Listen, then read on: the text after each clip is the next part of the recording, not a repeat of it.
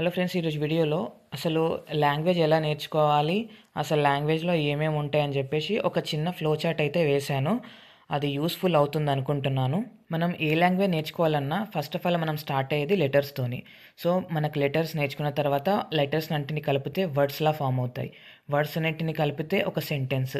ఒక సెంటెన్స్‌ని ఫార్మేషన్ చేయాలంటే మనకేం కావాలి? Grammar and some rules. ఎట్లా పడితే అట్లా చేస్తే అది సెంటెన్స్ ఫార్మేషన్ అవ్వదు.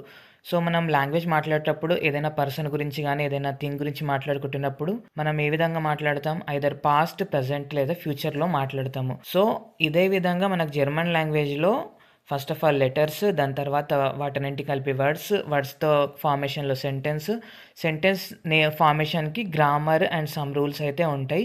అందులో పాస్ట్, ప్రెజెంట్, ఫ్యూచర్. ఇవే కాకుండా జర్మన్ లాంగ్వేజ్‌లో ఇంకా చాలా గ్రామర్ టాపిక్స్ అయితే ఉంటాయి. వాటన్నిటిని నెక్స్ట్ వీడియోస్‌లో సింపుల్ వేలో ఎక్స్‌ప్లెయిన్ చేయడానికి ట్రై చేస్తాను. సో, ఒక లాంగ్వేజ్‌లో ఏమేమి నేర్చుకోవాలని చెప్పేసి సింపుల్‌గా ఈ ఫ్లో చార్ట్ అయితే రెడీ చేశాను. ఐ హోప్ మీకు నచ్చిందనుకుంటున్నాను. తప్పకుండా ఛానల్‌ని లైక్ చేయండి, సబ్స్క్రైబ్ చేయండి.